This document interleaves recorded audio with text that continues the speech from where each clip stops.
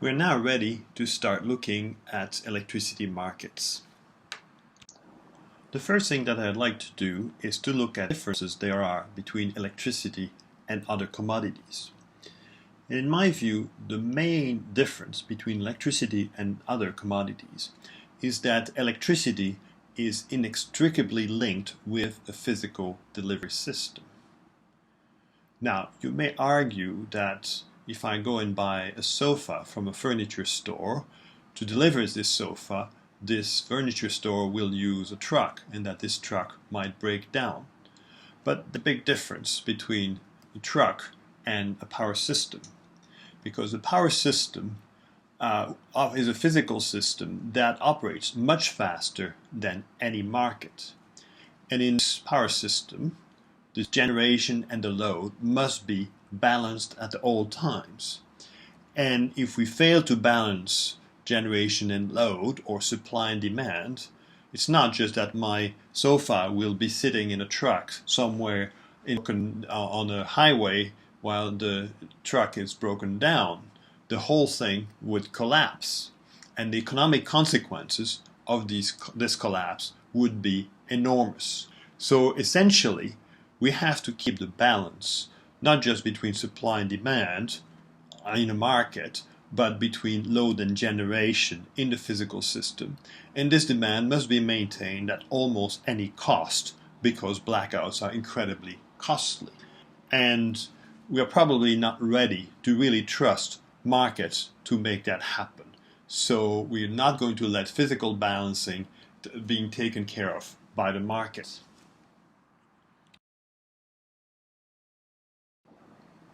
Another difference is that electricity produced by different generators is pooled. That's not like me and my neighbor buying a sofa. If I buy a sofa and my neighbor buys a sofa, they are not going to come in the same truck. A generator, in the case of a power system, cannot direct its production to some consumers, and conversely, consumer cannot choose which generator produces their load. Electrical energy produced by all these generators is indistinguishable. From a market perspective, that is a bit strange, but this pooling is economically desirable because it allows us to have only one transmission and one distribution network, which has quite a bit of economic value. The downside is that the breakdown of the system affects everybody. So we are in this together.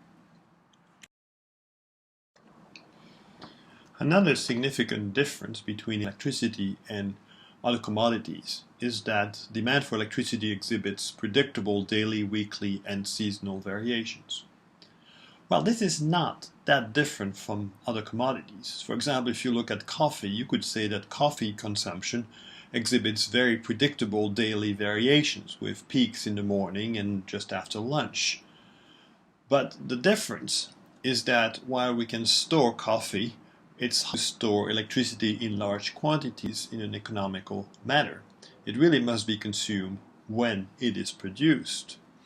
That means that we must have enough production facilities to meet this peak demand. And where it hurts is that we have a very low price elasticity of the demand in the short run. Electricity consumers do not have much choice. If they are planning to do something with electricity, they can't easily do it with something else. So the result is that the demand curve for electricity is almost vertical. As I've mentioned before, markets are about balancing supply and demand. And on the demand side, we always have some fluctuations in the needs and some errors in the forecast. On the supply side, well, there are always the possibility of disruption in the productions that results in less being available than was anticipated. And that's why we have spot markets, because spot markets provide an easy way of bridging the gap between supply and demand because it's immediate markets with immediate delivery. So it is used for adjustments, and it is sometimes called the market of last resort because that's where you go to buy or sell when you don't have any other choices. The same situation exists for electricity markets. On the demand side, we will always have some errors in the load forecast. and on the supply side, we'll have unpredicted generator outages or fluctuations in renewable generation. And these gaps between load and generation must be filled quickly to maintain the stability of the system. Now, relying on market mechanisms where a supplier who suddenly has a shortfall tries to find a consumer who has a surplus would be too slow and probably too expensive, because they would need a lot of fast communication and would need the ability to reach lots of small participants. That's why all electricity markets have put in place what I like to call a managed spot market. And the idea of this managed spot market is that it's there to balance load and generation a bit more than supply and demand. It is managed because it is run by the system operator with the intent of maintaining the security of the system. At the same time, this managed spot market must operate on a sound economic basis. It must use competitive bids for generation adjustments, and ideally should also accept demand-side bids. And the idea is that the spot price that it uses must be cost-reflective. It is not a true market because prices are not set through interactions between buyers and sellers. However, having this managed spot market as a market of last resort is absolutely indispensable if we want to be able to treat electricity as a commodity. So how does this managed spot market work? Well, as I said, it is supervised by the system operator. And the system operator is looking for what is happening in the system. Are there some generators in surplus compared to what they said they would do? Are others in deficit? Similarly, on the load side, is the load higher than anticipated or is it lower than anticipated? Now, this system operator also has received bids to increase productions and bids to decrease production from the generators, and possibly bids to decrease or increase loads from the consumers. Putting those events and those resources together, the system operator determines what control actions are needed to keep the system in balance. And based on the type of actions that it had to take, it determines the spot price at which these surplus and deficits are charged. The term managed spot market is not one that you will find in the description of existing electricity markets. They are rather known as reserve markets or balancing mechanisms. An interesting fact is that as technology and confidence of the operators in their ability to deal with events using markets, as this confidence and technology improve, the frequency at which these markets operate keeps increasing. For example, participants in these markets were required to submit bids every day. That was then reduced to every hour, and now they operate every 5 minutes. Electricity markets do not involve simply a managed spot market. A well-managed spot market is essential because it ensures that imbalances will be settled properly, that a price will be set for those who have to buy or sell because they were in imbalance. If you have that well-functioning spot market, then you make possible the development of other markets, and participants will want to work in forward markets because the spot market price is volatile. They want to be able to trade ahead of the spot market on forward markets so they can reduce their price risks. But one thing is for sure is that these forward markets must close before the managed spot market, meaning that the managed spot market must remain the market of last resort, and that all trading in other markets must be finished before it starts. There are two fundamentally different ways of organizing these forward markets. There is a centralized or pool trading, which is most common in the United States, and there is decentralized or bilateral trading, which is most common in Europe. Pool trading operates as follows. By a certain time, all producers submit bids to the market operators. At the same time, all consumers have to submit offers to the market operators. Once the market operator has received these bids and offers, it determines the success of bids and offers and the market price. Now, in many markets, the demand is treated as being passive, and instead of submitting bids, a forecast is used to present what the demand is going to be. Let's take an example to see how this might work. The table on this slide shows the bids and offers that were received by the electricity pool of Scandinavia for a certain period from 9 to 10 on 11 June. On the bid side, we have three producers, red, green, and blue. On the offer side, we have three consumers, yellow, purple, and orange. And each of these has submitted several quantity price pairs, which show how much it is willing to sell or buy at what price.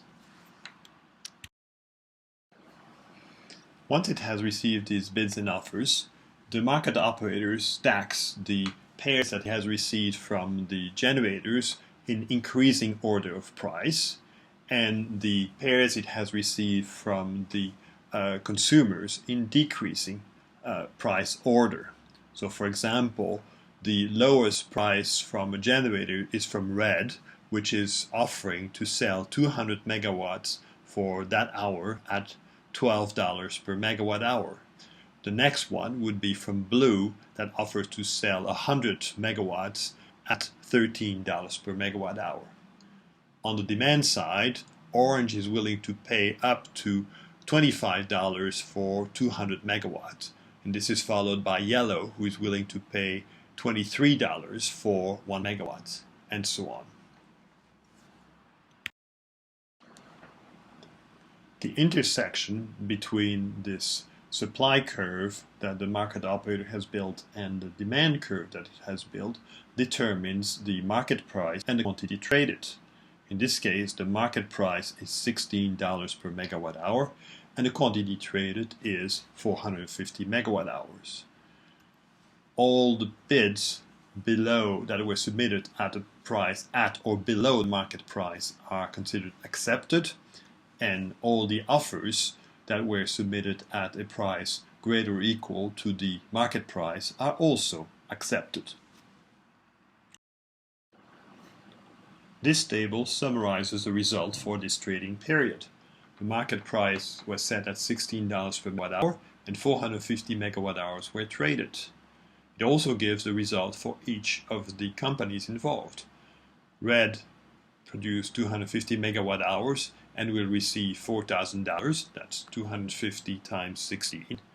And blue will produce 100 and will receive 1,600, while green will receive 1,600 for its 100 megawatt hours. On the consumption side, orange has purchased 200 and will pay $3,200. Yellow has purchased 100 and will pay 1,600, and purple has purchased 150 and will pay 2,400. Note that we have a balance between production and consumption for 150 megawatt hours for both, and we have a balance between the revenues of the generators and the cost to the consumers at $7,200.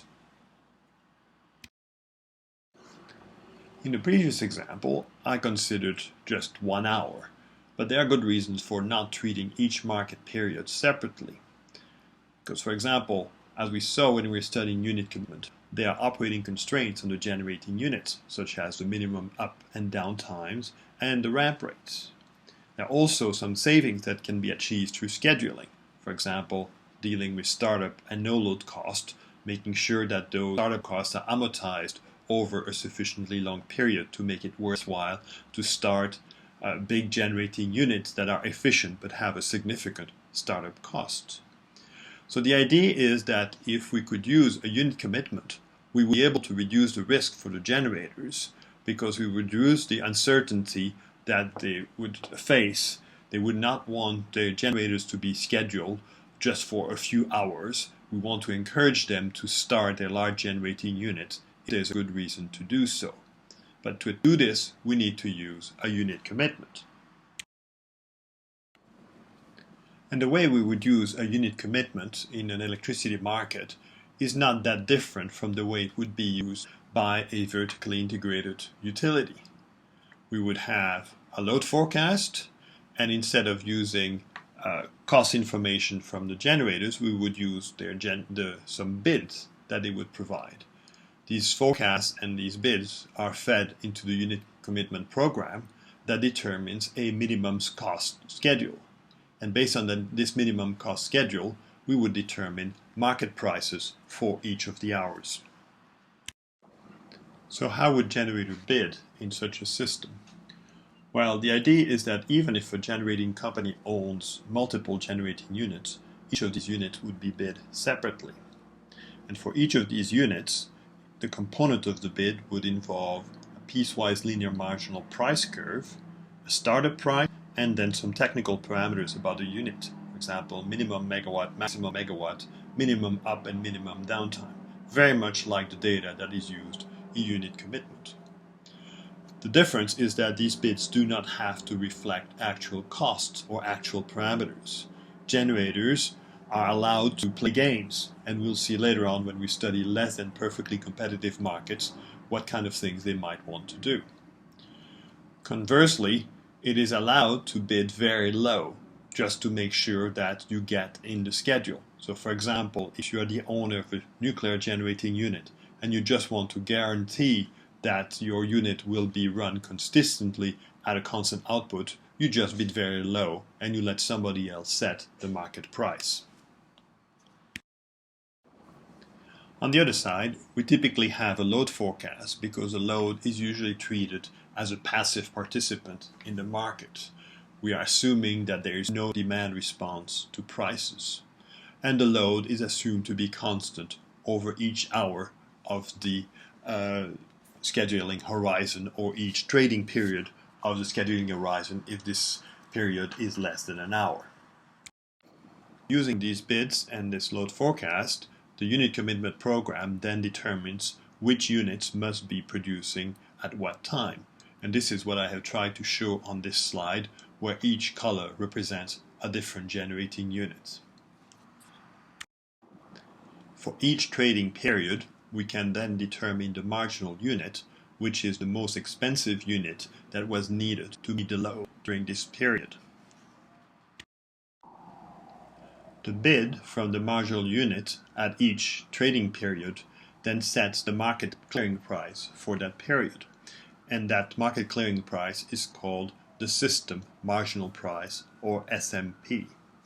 And all energy that is traded through this pool during that period is bought and sold at that price because it is the market clearing price. People often wonder why all the generators are paid this system marginal price and why they are not paid what they bid, because the idea being that they were willing to produce for less than they bid. But this is a bit short-sighted because cheaper generators would not want to leave money on the table. So what they would try to do would be to guess what the SMP, system marginal price, is likely to be, and they would bid close to this value to make sure that they get as much money as they can from their bid if they are going to be paid as bid. But once in a while, they would make a mistake. They would overestimate what the system marginal price would be, and they would get left out of the schedule, even though they are a fairly efficient generator. So these occasional mistakes are a source of uncertainty for them, and to compensate for this uncertainty, they would probably increase their price. So in an attempt to get lower prices overall, if we paid generator what they bid rather than the system marginal price, the overall cost to the consumers would increase. So it is better to trade all the electricity at the system marginal price and let generator bid below and reduce their uncertainty than trying to squeeze them and pay them only what they bid, because then they would bid higher.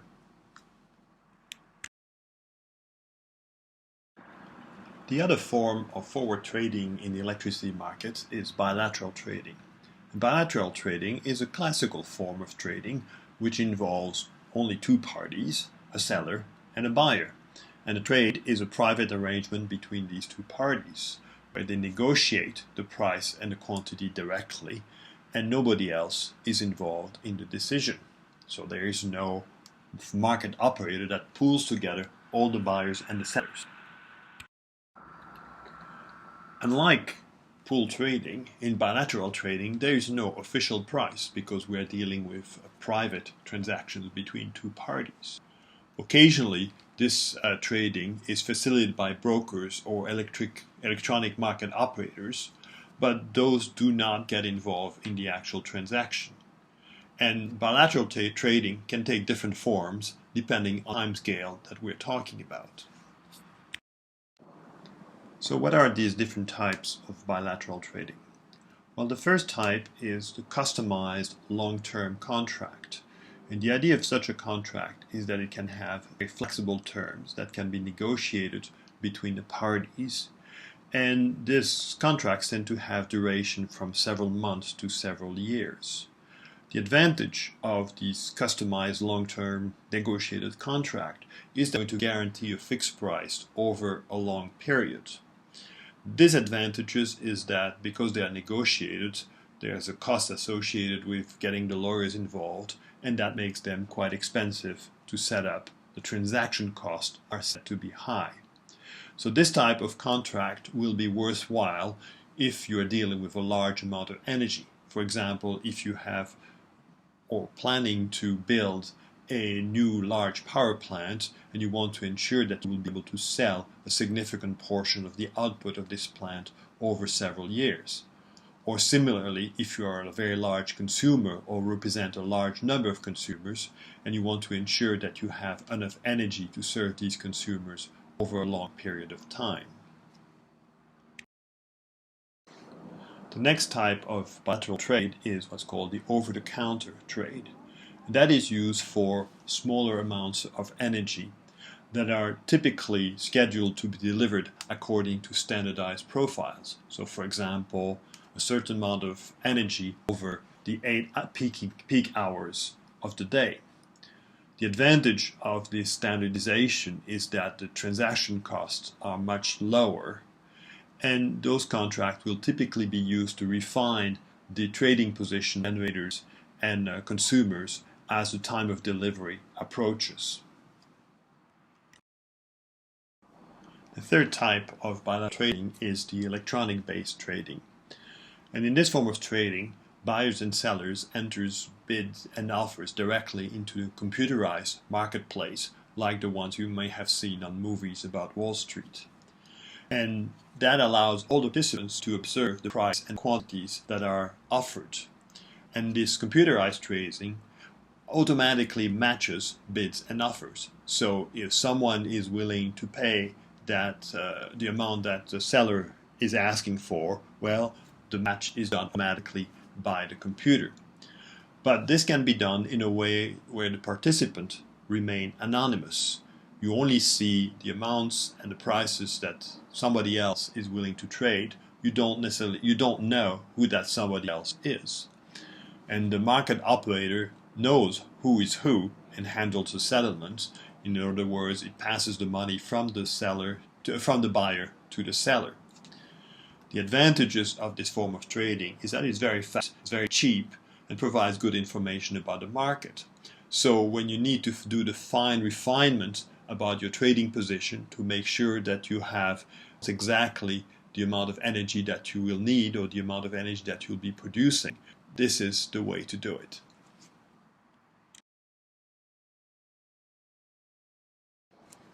Let's illustrate bilateral trading with an example. And let's put ourselves in the shoes of a trader working for a company called Borderia Power that owns 3 generating units. These 3 units are A, B, and C. A is a large generating unit with a low marginal cost of 10. B is a medium-sized unit with a somewhat larger marginal cost. And C is a relatively small, which is fairly expensive because its marginal cost is 17. We're going to look at how Borderia Power might trade for a single market period from 2 to 3 p.m. on a single day, the 11th of June. And over the months preceding this period, Borderia Power has entered into a number of bilateral trades with different companies. For example, on the 10th of January, it has entered into a long-term contract with cheaper energy, where it was the seller, sold 200 megawatt hours for this hour at a price of $12.5 per megawatt hour. On the 7th of February, it entered into another long-term contract with Borderia Steel, another large consumer, for again selling 250 megawatt hours at a slightly higher price, 12.8. On the 3rd of March, it sold a futures contract to Quality Electrons for 100 megawatt hours at 14. On the 7th of April, the traders realized it was an opportunity to buy back some power at 13.5, and they bought back 30 megawatt hours from Perfect Power. And finally, on the 10th of May, they sold 50 megawatt hours to Cheapo Energy at 13.8. So, on the morning of the 11th of June, net position for Borderia Power is that it has sold 570 megawatts, but it has a production capacity of 750 megawatts. So, what should our lead trader for Borderia Power do?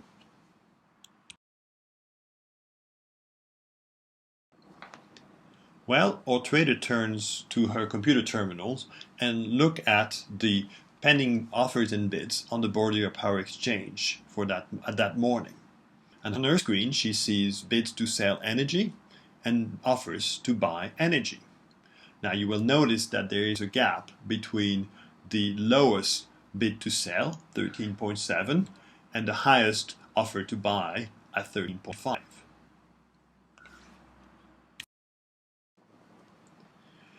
Now, Borderia Power so far is only committed to produce 570 megawatts. That leaves our traders some room to play with Unit B, the marginal cost of $13 per megawatt hour. And that is less than the price that some of the buyers are willing to pay in this market. So she observes that there are 3 bids, people willing to buy at a price higher than 13. So she clicks on these offers and a trade is done.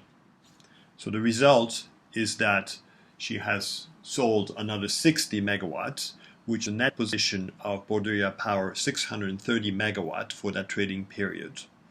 And then she can schedule the generating unit. Unit A will produce its full output of 500 megawatts. Unit B will produce 130 megawatts. And Unit C will not produce anything because nobody is willing to pay the price, a price sufficiently high to cover the marginal cost of running Unit C.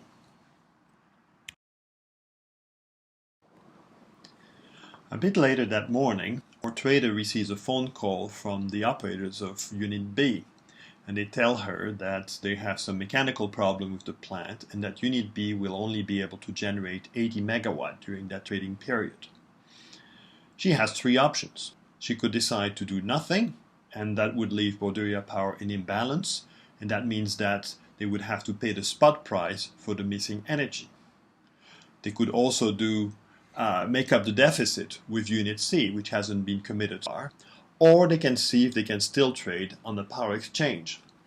So she turns back to her computer screen and looks to see if she can buy some energy on the electricity market on this power exchange. And she notices that she could make the 50 megawatt deficit caused by the problem with Unit B by buying 50 megawatts on the market. Now, it's relatively expensive, ranging from 14.1 to 14.4, but it's still cheaper than running Unit C. So she decides to buy power on this exchange because it's cheaper than producing with C. Her new net position is that she has sold 580 megawatts and she can reschedule the generation. Unit A will produce 500 megawatt as before. Unit B will now only have to produce 80 megawatts, and Unit C won't have to produce anything at this point.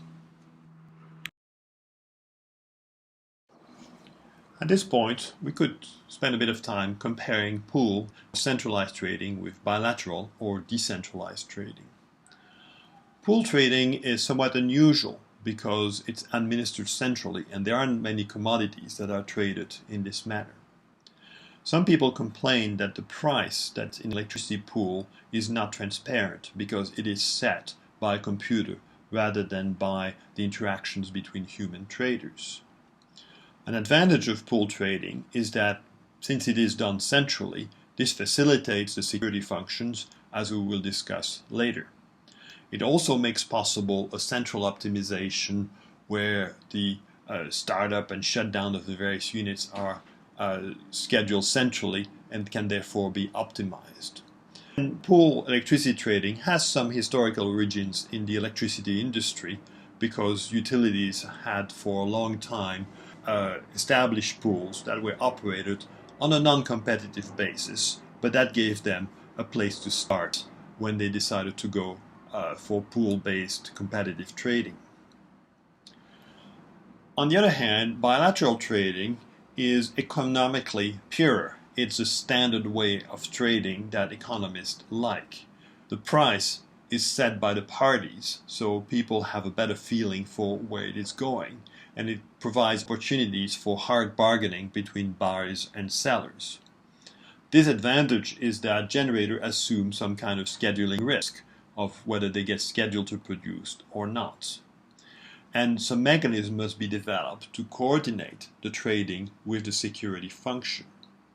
Proponents of bilateral trading say that it provides more opportunities to innovate because participants can do what they want rather than be forced into following the rule of the centralized pool.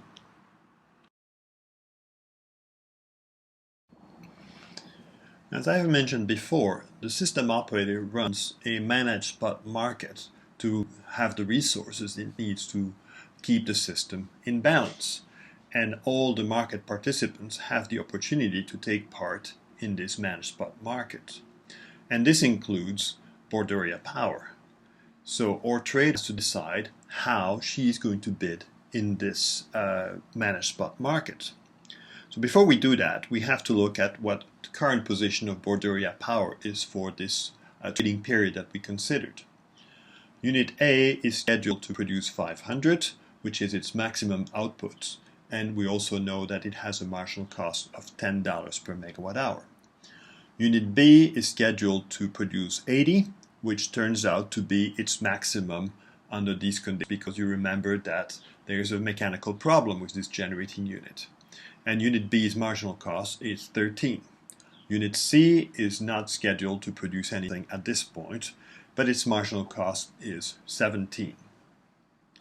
Now, our trader can offer Unit C to increase its output in this market. It can produce a bid to increase, and the maximum that C could produce would be 50. Now, in a perfectly competitive market, she would bid Unit C at 17. However, let's assume that this market is imperfectly competitive, so she thinks she can get away with offering Unit C at 1750. She cannot offer to increase the production of Unit B because Unit B is already going to be operating at its maximum. However, she can offer to decrease the production of Unit B. Now, because it costs $13 per megawatt hour to produce with Unit B, she's willing to offer a price below that 13 to reduce the output, because she would then earn the difference and not having to produce with Unit B. She would still get what she had from the forward market, but she would not have to produce it. So she offers to reduce the output of Unit B by 30, which is the difference between Pmax and Pmin for Unit B, and she offers to do that at $12.50. Similarly, she cannot offer to increase the output of Unit A because it's already scheduled to operate at its maximum, but she offers to decrease the output of Unit A from its maximum of 500 to its minimum of 100. So she offers a 400 megawatt offer to decrease Unit A. And because it costs $10 per megawatt hour to produce with Unit A, she offers to decrease the output to pay $9.50 for each megawatt hour of decreasing output of Unit A, because that way she would have to pay less than it would cost her in fuel to run unit A.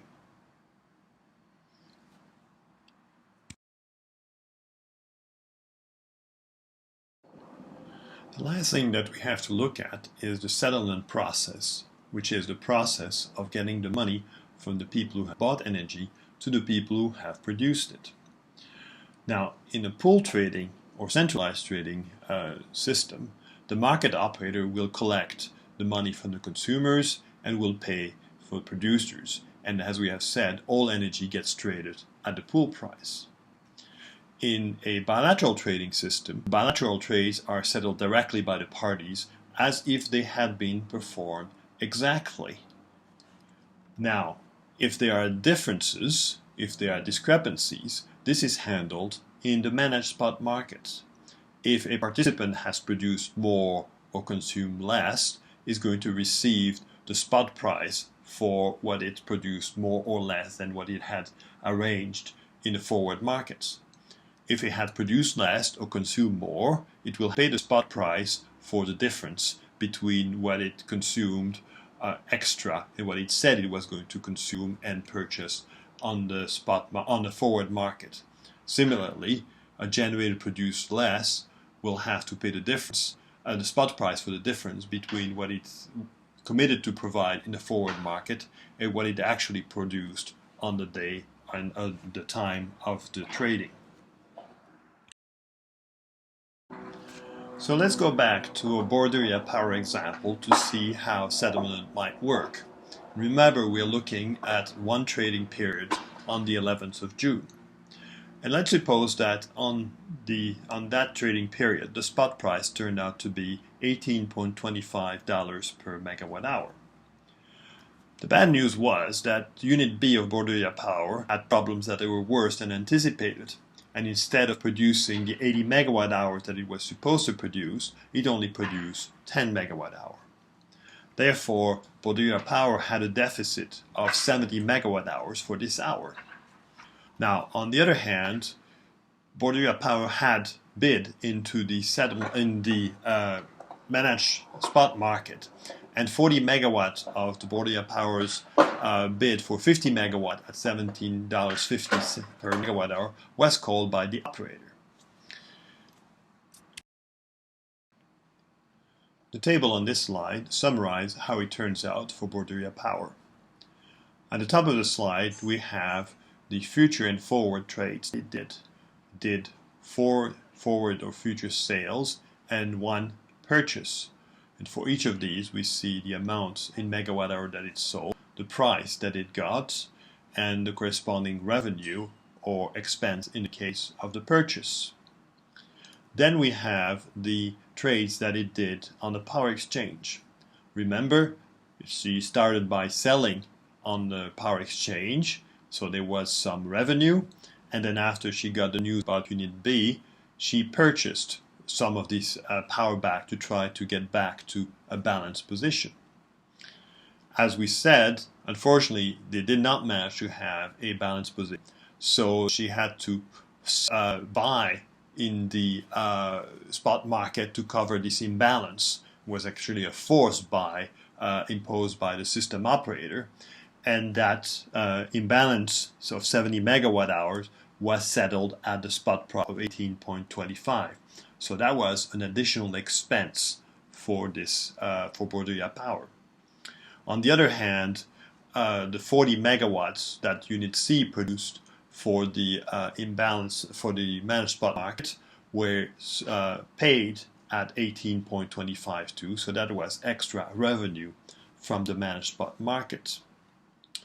Towards the bottom, we have the production cost of each of these units, and though Unit A produced 500 at $10 per megawatt hour, so that was a cost of 5,000. Unit B produced only 10 at 13 for a total expense of 130, and Unit C produced 40 at 17 for a cost of 680. So if you sum all the amounts in the sales and purchases with the proper sign, you come to the conclusion that in the end everything balances in terms of mega hours. in part covered by the imbalance taken care of in the spot market. If you sum the numbers in the revenue column, you come to the conclusion that total revenue for Bordeaux Power for that hour was $9,321.50, while the expenses were $8,207.50. So there is a little operating profit for Bordeaux Power for this hour. Whether it is enough to cover the fixed cost for these generating units, we don't know because we have not considered that data.